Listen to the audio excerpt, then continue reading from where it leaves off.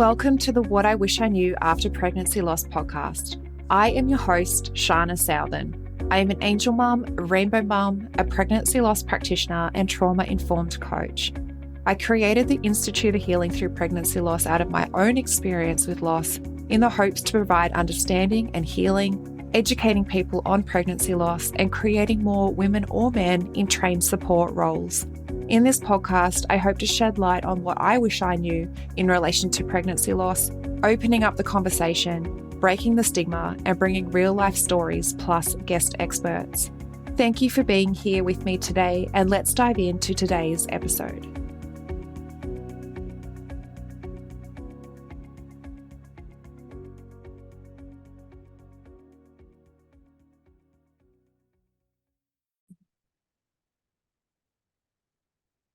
Welcome, beautiful souls, to the What I Wish I Knew After Pregnancy Loss podcast. Today, I have with me the lovely Lesleah Doherty. Lesleah is a mum and a midwife. She suffered both pregnancy loss and the sudden death of her 6-week-old son. She is a fierce advocate for women and families. Thank you so much for joining us, Lesleah.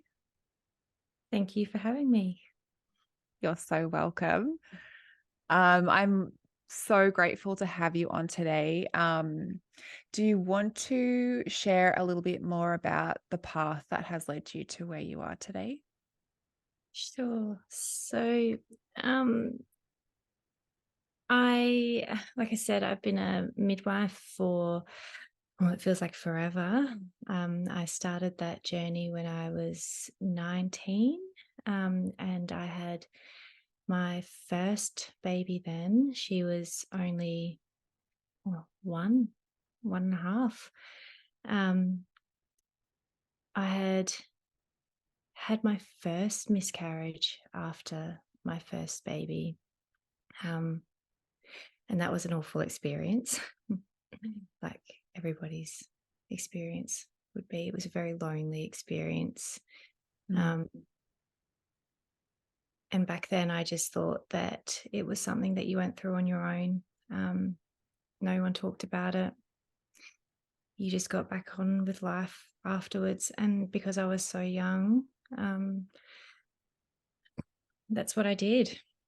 The more that I got through my studies and my early career, the more insight I had into how it impacted women and their lives. It really opened up my wounds that I had put a big concrete block over, because I had just buried that. I didn't let myself feel anything from that, really. When I worked in a big tertiary hospital in my early career, I was really privileged to work on a part where we cared for women and their families who came into birth, but also if they were experiencing premature labour and the birth of a baby that would not survive. Second trimester loss, and babies that that they had to birth if they were not able to survive beyond that 40-week mark, and that really prepared me for the rest of my career in some way, I guess. Maybe prepare is not the right word, but it really, to start that so early in my career, I suppose, was probably, I want to say a gift. There's not a lot of midwives have that knowledge. No, not really. And not a lot of midwives that have the empathy and compassion either. if you are a midwife that sees that as just part of your job, you're in the wrong job. You have to have something else to do that job, to be with those women and those families, because you're a part of the worst day of someone's life. To be there with them. To be a midwife literally translates to be with women. To be with someone on the worst day of their life, you are going to either make that even worse for them, or you can make that something different for them. I will never forget the first time that I was there to hear a woman birth her stillborn baby. And it's the sound that comes from, it still chokes me up when I think about it. I think because it reminds me of then when I lost my son. It is a primal sound that comes from a woman's body when she loses her baby at any stage, whether it's through miscarriage or loss. But it's grief. It's just grief in general, isn't it? It's that primal pain that's coming from your body. So that's where I started my career, and that was probably my first exposure to miscarriage that wasn't my own, but it opened up my own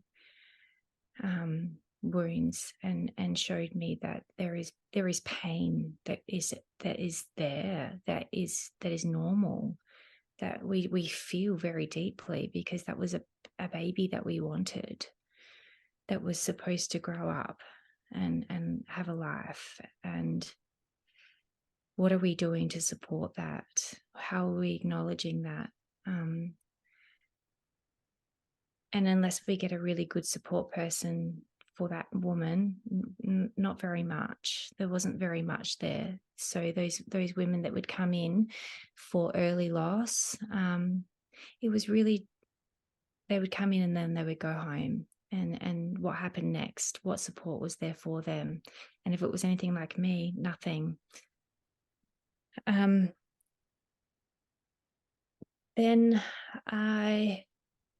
a few years later, I left the tertiary setting and I moved up to the Barossa Valley, and I'd had another baby after that. And actually I had two babies after that, and I was really lucky to be working in a small country setting.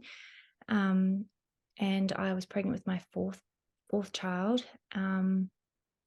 And he unfortunately passed away at 6 weeks old, suddenly and unexpectedly. And I thought that was the end of me. I didn't know. I didn't know that there was going to be life for me after that, to be honest. The support was probably very different to what I had when I went through miscarriage, but I was probably lucky in the sense of where I lived. He passed away technically at home, but he was taken to my workplace in the hospital, where my colleagues were involved with that, and they were amazing to me there. Not that I was really able to absorb very much. Fast forward to when I was needed to go back to work, and I thought, I'm never going back to work. I don't want to be around babies. I don't want to be around women who are pregnant. But the choice wasn't really available to me to not be able to go back to work. And at that point, I thought, maybe I can do something with what I have now. I'm carrying. Maybe I can do something better for the women that I work with.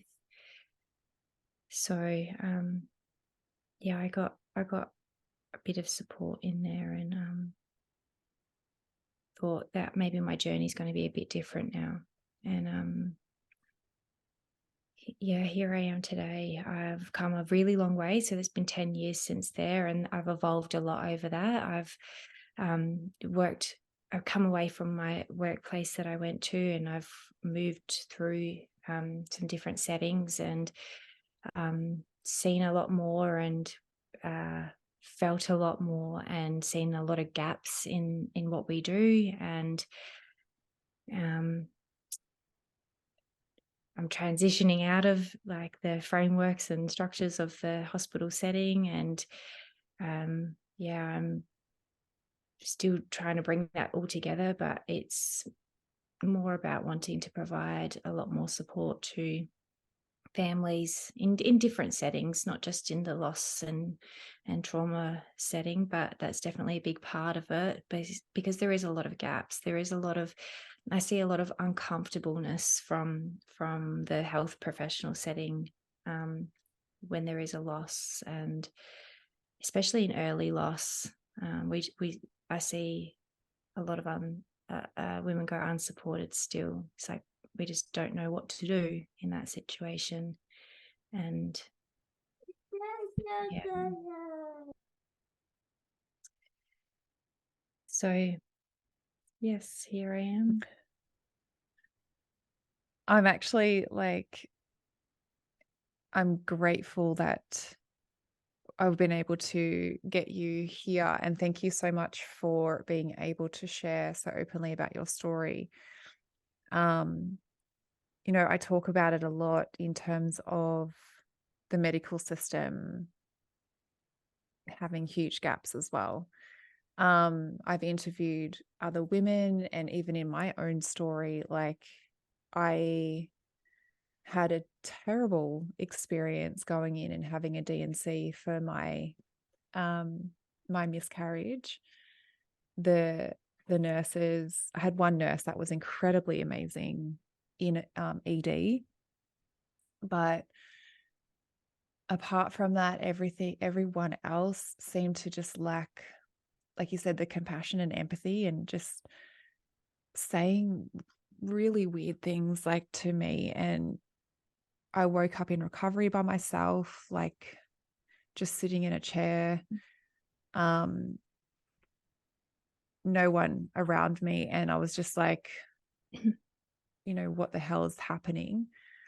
I've heard other stories of women, in emergency going in with miscarriages, and, the nurses or midwives, just saying, oh, it's just another miscarriage. And the women are witnessing, who's meant to be there to support them. And, when we talk about trauma, we talk about, those traumatic imprints happen when we aren't supported, when our body goes into that survival response because there's no one there to show us any other way, to show us safety. And when there's no understanding and there's no one to, like you said, to show that compassion and empathy, those imprints happen, and they happen from the hospitals or they happen from the doctor's surgeries. And that's our first point of call. That's who's meant to be helping us and guiding us. And then you're sent home with nothing. I was sent home with nothing. I got home and I was like, now what? Now what am I meant to do? Well, now what do I expect? What's my body going to do? And I remember my mum telling me that I ended up experiencing the baby blues because I was grieving, but then all of a sudden, I just was this wave of emotion just kept coming over me. And I'm like, it was my first pregnancy. I didn't know any of that. So, to have yourself, obviously trained from such a young age and so early on in your career, to be able to support women that are going through, like you said, one of the darkest and hardest times in your life, that's probably one of the things that, it's never on anyone's radar, but it's never anything that you want to you will ever allow yourself to go there. Like, you never want your mind to actually go there. But you're there on the front line supporting them. And there needs to be more people like you. There needs to be more people that can bridge those gaps, because that's where women are and families are leaving with trauma. It's hard to figure out where we do bridge those gaps. Do we go back to where we're training our nurses and midwives? Do we add a whole new unit of study? Do we keep checking in with our staff? What grief have they gone through? How are they processing that in their workplace? I know that in my current workplace, I work with a really amazing team of midwives. Each have had their own experience in life. They're very compassionate. I have no doubt that if they,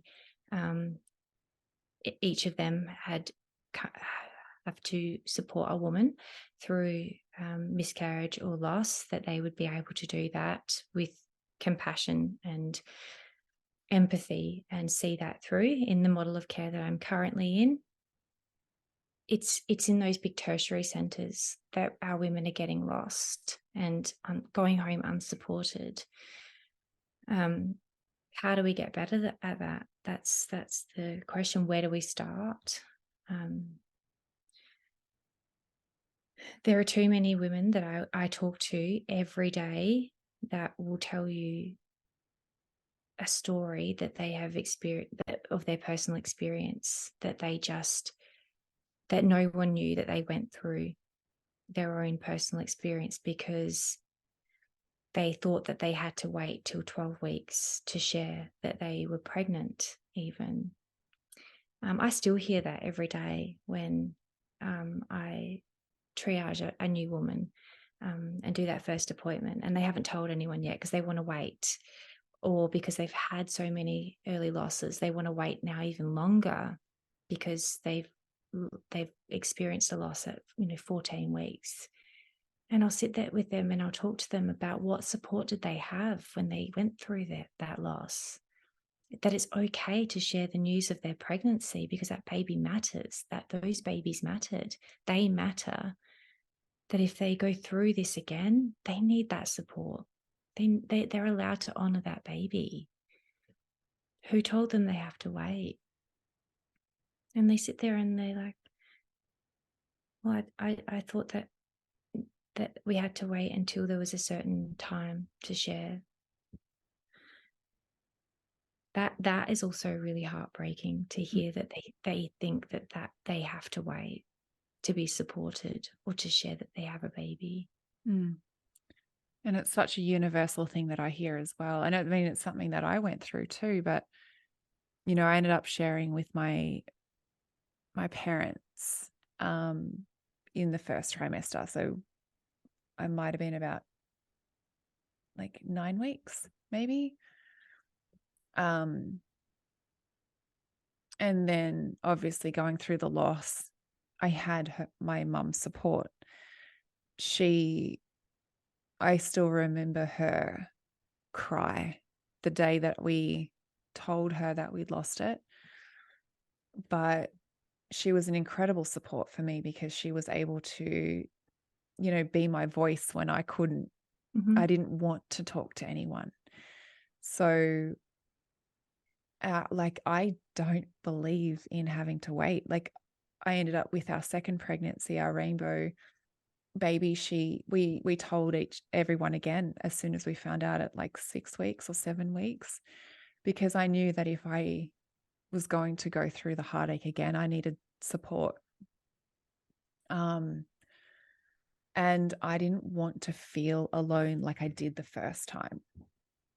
So I think one of the hardest things for me was to tell my workplace that I'd lost it because I hadn't even told them I was pregnant. Mm. And that was one of the hardest sentences to deliver was, I'm pregnant, but I've lost it. And I just remember crying through the entire those words. There's so much stigma around the whole loss space, and like even I guess in general pregnancy as well, in terms of having to wait the 12 weeks, because there's no, yes, statistically the chances of loss is less after the first trimester, but it doesn't mean that it's not ever going to happen. It doesn't mean that just because you get past the first trimester, you're guaranteed to have a healthy baby at the end of it. No. And I think that's the mentality of everyone. Like, you need to wait till 12 weeks so that you're not going through the loss. Like, it's almost like so you can hide the loss even. And then be okay with the rest of your pregnancy after that, because then you can tell everyone. But like you said, every baby matters, every pregnancy matters. Like, my view of my whole entire life shifted as soon as I saw that positive pregnancy test. So, like, regardless of if that baby makes it earthside or not, like, you have this incredible attachment to it. You have, like, it's a little beautiful little being. So we should be able to tell people about it regardless of the time. Yeah. As I 100% agree. I think that we have to be okay with sharing that news and being okay with supporting those early losses as well as family and friends. And when I don't know about you, but when I sit with those couples and it's almost like they needed that permission, and they don't, but when you say that, it's something just shifts on their face and they're like, oh, I didn't think about that, or thank you, that's yeah, why do we have to wait till 12 weeks? It's like that 12 weeks is a magic number, that they, but when you put it into that perspective of when you ask that question, why are you waiting? And they say, well, because the statistics say that, my risks are, higher of early loss before that 12 weeks. And then you say, do you not think that you deserve that support if you did? And they're like, maybe, yeah. Or even if you do reach out for support and you hadn't told anyone, do you not want to celebrate this pregnancy as well? And they're like, yeah, I do. It's okay also if they still want to wait. That's, I honor all choices that people make. But yeah, I feel like we've got a long way to go as health professionals to support those pregnancy losses. A long way. And I've been doing this for a long time. I have seen that we're getting better, but we've got a long way to go before we're doing a good job. Yeah. There's still, unfortunately, there's still a lot of women that leave the hospital settings, doctor settings, feeling unsupported,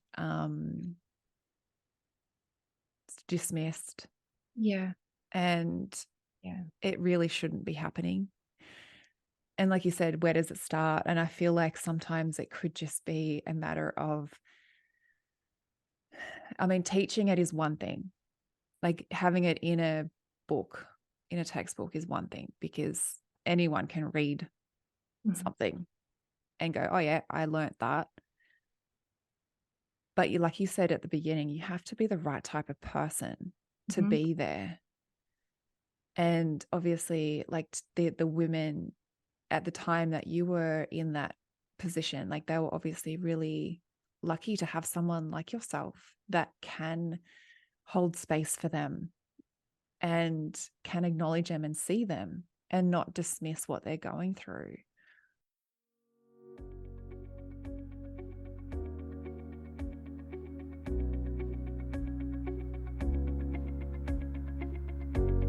One in 4 pregnancies will result in miscarriage.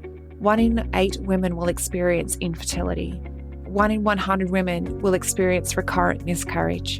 And 1 in 160 births end in stillbirth.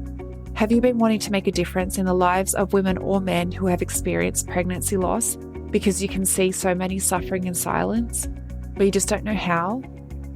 Collectively, we can change how bereaved parents can access mental, physical, and emotional support after their experience.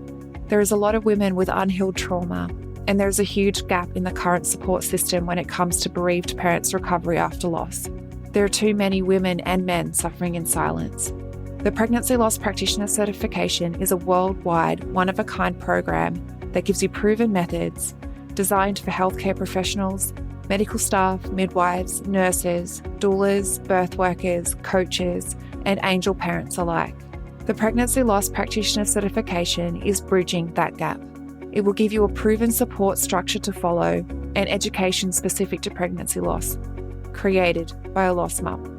It is creating more education specifically for loss so that you can enhance your service and become the point of difference. Or you can create the support that you so desperately needed in your healing after loss. This is the next level of growth and expansion you have been searching for. So does this sound like something that you have been searching for? Let's explore this more together. You can head to the episode show notes where you'll find the program application, or direct message me on Instagram and let's open up the conversation in how you can use this education. You have a gift, and I look forward to supporting you and witnessing you bring your gift to the world, healing and transforming women's lives.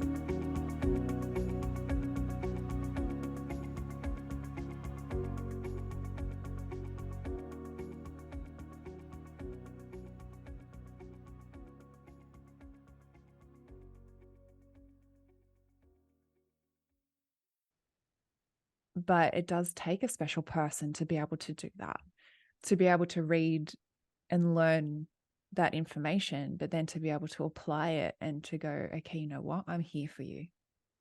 And that's all it is. Like you said, it's just holding that space or holding that hand. And it's just being with them. There is nothing magic that you can say. You're not there to take away their pain, because that pain is part of what they're going through, and that pain is you're there to honor that. When I lost my son, or going back to when I, first experienced loss, I probably didn't want someone to take my pain away, but sit with me through it, or be with me in that moment.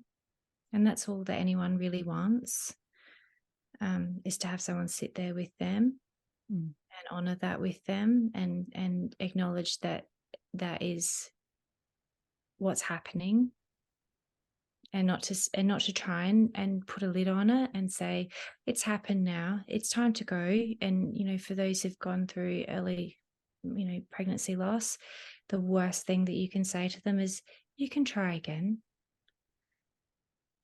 That's what I had going into my D&C.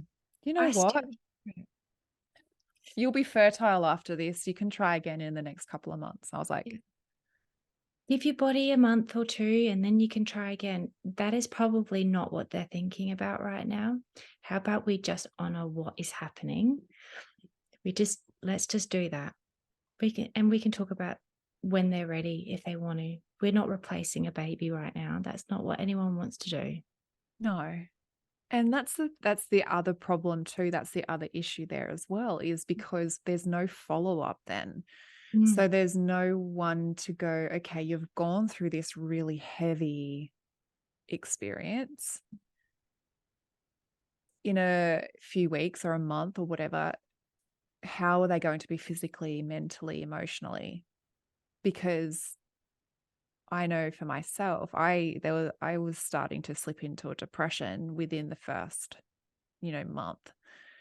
So it was only because obviously I'd had a very aware husband at the time looking out for me going, you know what, this is not where you want to be going.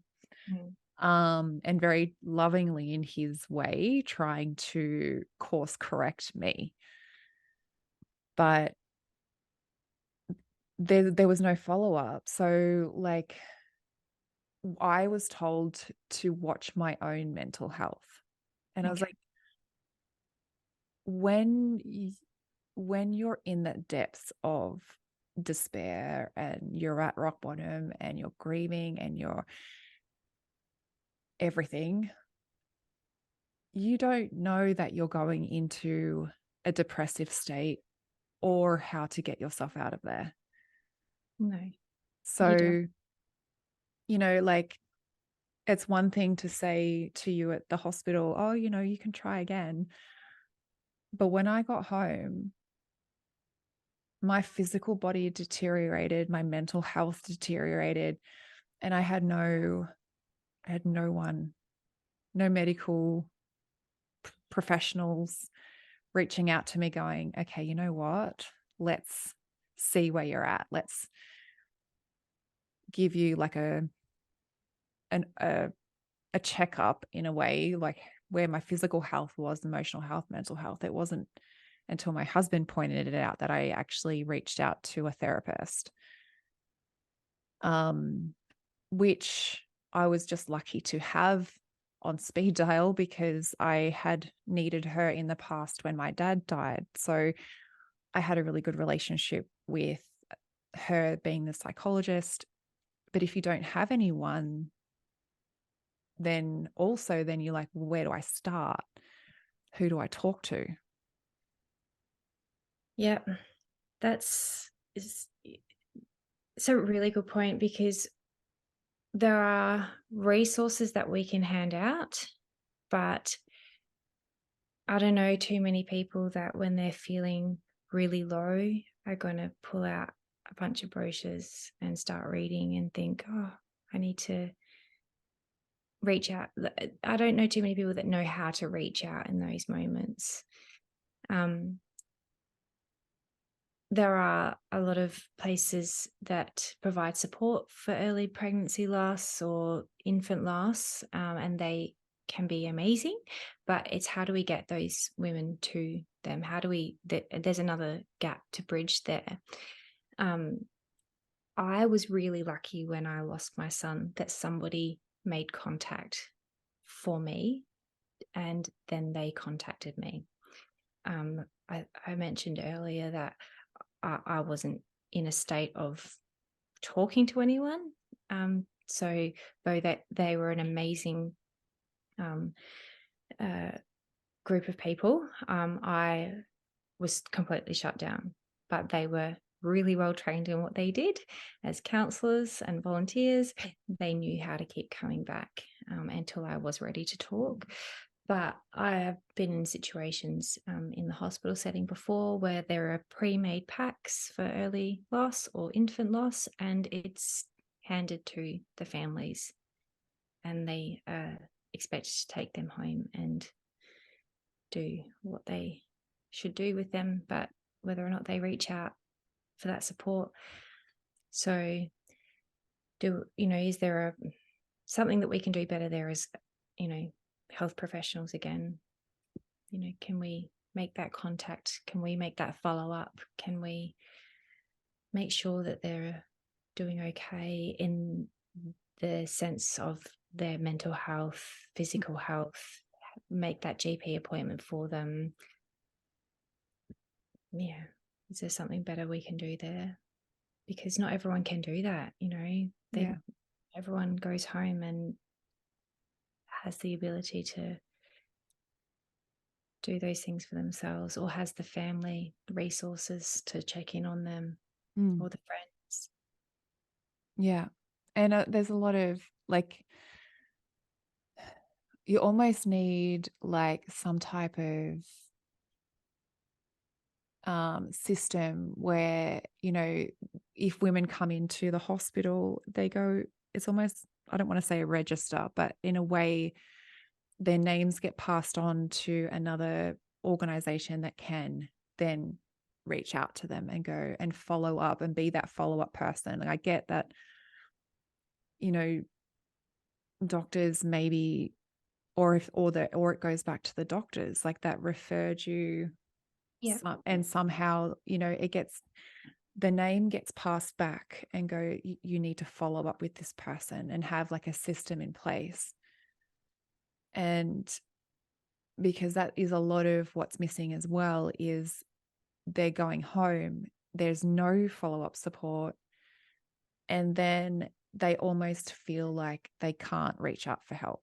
Like and I think we were talking about this before jumping on, like even when they know that there might be support, like there's counselors, therapists, and also there is a lot of specific pregnancy loss, baby loss, infant loss support, there might be an awareness that these people exist, but there's also a lot of shame and guilt on the person of like, I'm a failure if I reach out. I need to figure this out on my own.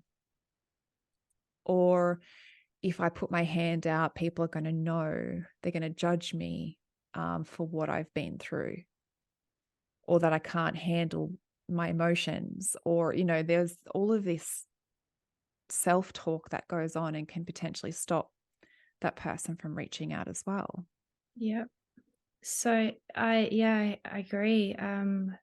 I got, for me personally, when I probably needed to reach out the most, I didn't, because I was afraid of what they might think of me. Interesting to look back on that time, and I really do wish that I probably had someone that could have picked up on that, especially someone living very close to me. It was when I was pregnant with my rainbow baby. I actually took a very long time to tell anyone that I was pregnant. I was riddled with guilt, because it was quite soon after my son passed away. Well, the next year.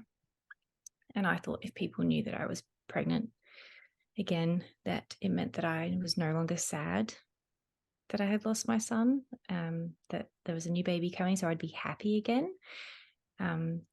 That, to me, when I look back on that and think about all those feelings, I think, wow, this is someone that really needed some help and really needed some support if I was thinking and feeling that. So I don't think I told anybody that I was pregnant until I was halfway through my pregnancy, apart from, my husband at the time and maybe a couple of friends. I didn't reach out to anyone. I didn't even speak to my counselor or my psychologist.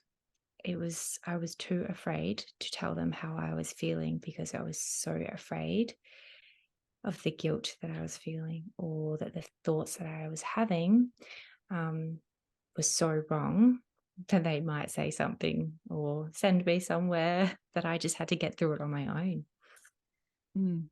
So it wasn't until she was born that I, realized how much I loved her and that made me feel okay, that I realized I probably need to talk to someone again. But that self-referral, that expectation for, someone to have to do all that on their own is huge. It's a lot. It's heavy. And speaking from experience, like being able to reach out to a psychologist and have someone that I could literally just like dump everything on, I wouldn't have got through what I did probably as quick as what I did without that support. I always felt there was definitely something missing, like in terms of my psychology appointments, because I was like, I'd go and then I'd come out of there, and then like within the week I'd fall apart again, and I'd be back there again, like almost at square one. I felt like I was at square one all the time. But I knew for myself I needed to create tools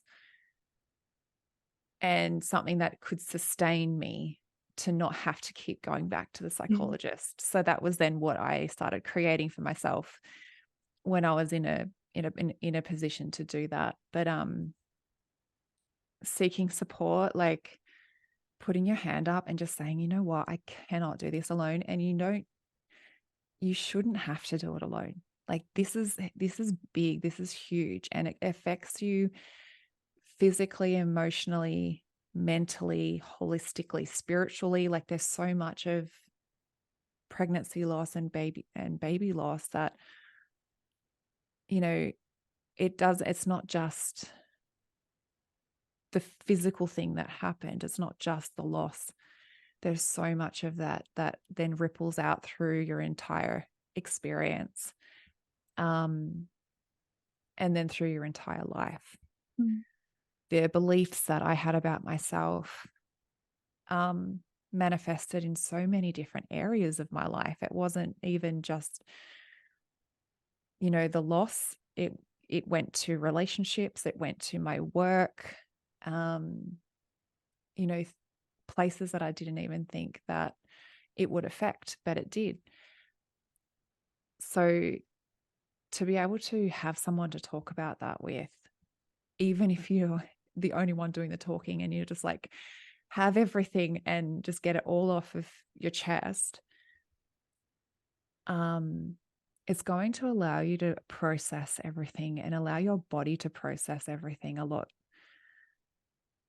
I guess, easier than holding on to it. Yeah, I agree. I remember the first time I went to go see a psychologist after I lost my son. My GP was amazing. He was a colleague as well. And when I look back, I can see the time, like the series of events that led me to my journey of wellness, I suppose. And it was had a lot to do with it. I suppose the job that I had and the people that I worked with helped me get there too. So not only did I have a counselor from, a volunteer service reach out to me, but they were sort of limited in their resources. But so my GP came to me and said, I'm going to see you every week until I don't need to see you every week. And I was like, okay, I don't know what you're going to do for me, but okay. And then at one point he said, I'm going to refer you to a psychologist. And I was like, I don't see the point in this, but if that's what you think. I was very compliant, if that's a good word, but I was also I didn't see the point in anything, because I figured that unless anyone can reverse what had happened, there was nothing that could be done for me. But I still did as what I was asked to do, I guess. And so I went along to the first psychology appointment and I just sat there, and she was lovely, and she just tried to get me to talk. And I just basically said to her, I'm only here because I've been asked to come, but I don't see the point in this. And she's like, that's fine. If we're just here to just talk about how you're feeling. And I said, well, I feel terrible. I just feel awful and I don't want to do anything. And she said, that's okay. We'll just go from here.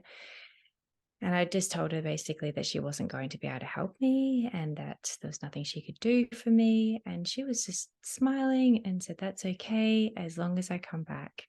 And I did. And after a while, I found myself talking and pouring out how I felt. And I felt better. And I didn't expect that. I figured that the only way I was going to feel better if someone could undo what had happened. And then I started accepting that was never going to happen, but I needed to find a way out of this place of stuck that I was in, and talking to somebody because I had really, I had my sister and my mom and a couple of really good friends, but there was really nobody else that could listen to me or just talk to me or talk with me or be with me. And it became a safe place for me to do that and to help me understand that how I was feeling was, for lack of a better word, normal. There was nothing really normal about what I was going through, but it was, there was nothing wrong with me. I was just grieving. I was missing my son. Yeah. And, for the early stages of trying to process all of the grief and the emotions and all of that, like therapy. And it's a really powerful tool Mm. to start to process all of that. Um, and like you said, when, you go into subsequent pregnancies, like if you don't get the opportunity to really start processing the loss beforehand, it does really overshadow the subsequent pregnancies. Like I remember with my rainbow that I felt like I had all of the tools in the tool belt, but I still had the fear and anxiety. And although I was able to support myself through it, um, but to be able to have that safe space to process those thoughts, those emotions, and to have someone to say, you're not crazy, like for thinking those thoughts, or you're not making it up, or, you know, these emotions are normal. Just to have someone on the outside of you to say that, that's not, family or friends, can be really healing. Mm. Absolutely. Um, I definitely regret not going to see her through my experience of having another baby. I can't really look back. I don't know if it was like another layer of grief that occurred when I fell pregnant with her. Um, because it's very cloudy. My memories through that time, there's gaps in them still. There's definitely parts I can't remember. Um, I understand that that's protective, but I don't know why I didn't go. I think it was definitely the guilt and the shame that I was feeling. Um, I understand that now, that I didn't need to feel that, but that's what I was feeling at the time. Mm. But I wish I didn't let myself go through that alone. But yeah. I guess hindsight can be a really beautiful thing, although, for yourself now moving forward, like speaking about it now, bringing awareness to it now can support someone else if they're in that same position to go, you know what, I think I do need to see someone now. So that they don't get to the other side and go, I wish maybe I did. We might be able to get them in that moment and go, just go and seek that support. Mm. And for you to be in the position that you're in, like, I can only see huge things in terms of kind of what you want to create and bridging those gaps.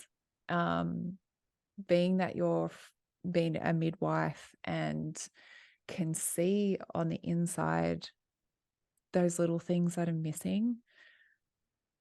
Like I said, I talk about it a lot because only on my experience and from other women I've spoken to, how much the medical system there is gaps.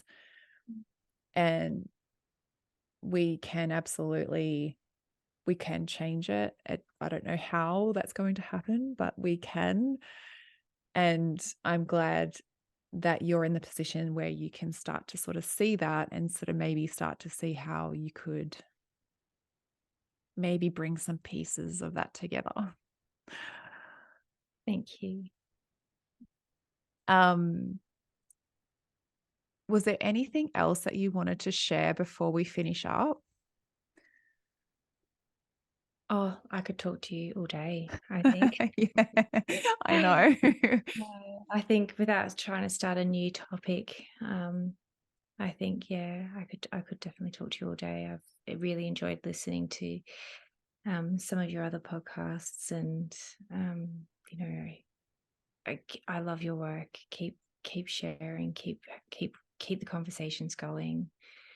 Um, yeah, we need to keep those conversations going and giving safe spaces for people to share. And I think that's a huge movement in its own, on its own, to make a difference in this space.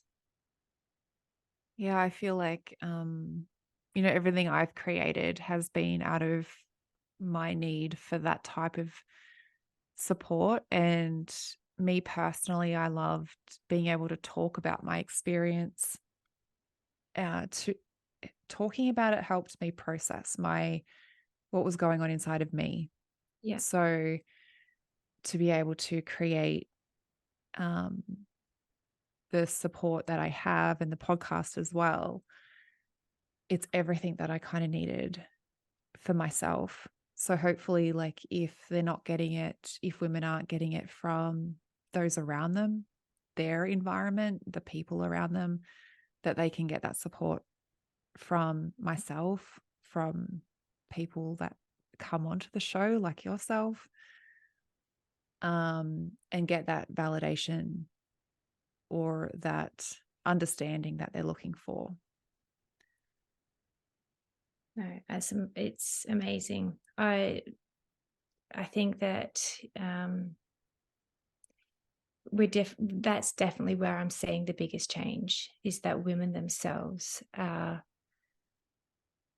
acknowledging their grief and their loss, and that they're starting to talk about it more, and that's creating change. Mm. Um, and I think just as the generations change as well, that's going to start seeing change in the hospital setting. So the you know we keep talking about it, we keep sharing, we as women tell us how we want that change to be created and what we need Mm. as far as support goes. Yeah, And that's where we'll see the changes start happening. absolutely. And, uh, I've said it so many times. I've probably on the podcast a million times as well.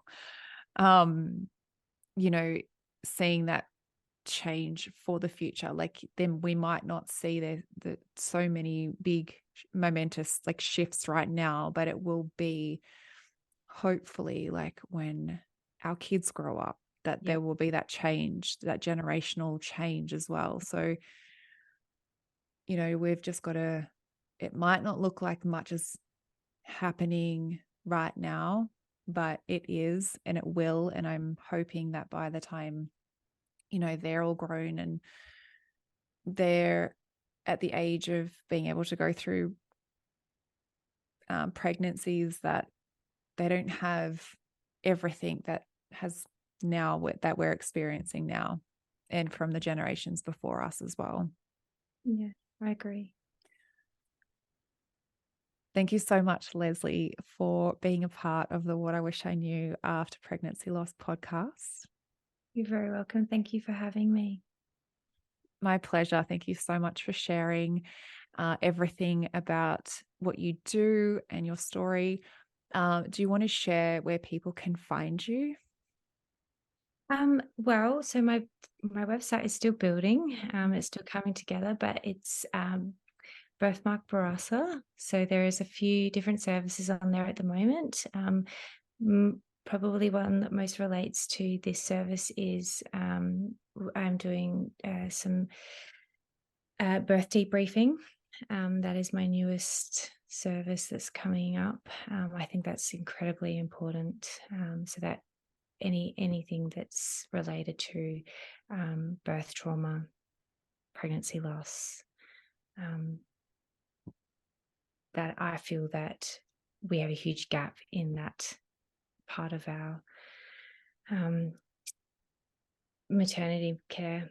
And I'm hoping that I can provide a service to women, whether it's face to face or Zoom. So, yeah, let's see where that goes. Yeah, it sounds amazing and so very, very needed. So Mm. thank you so much, for using your pain and being able to see what was needed and what can be created to make women's lives that little bit easier and their healing and recovery a little bit easier. Thank you. You're so welcome.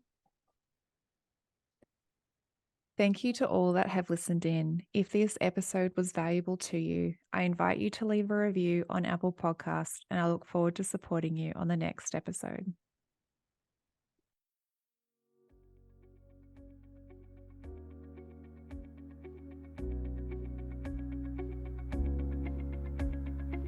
Thank you for listening in with me today.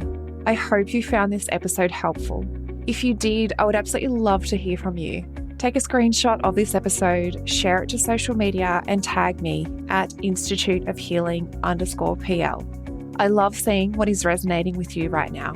If you want to chat further, I invite you to connect with me through Instagram. Head over and follow my Instagram account, send me a DM, and let's open the communication.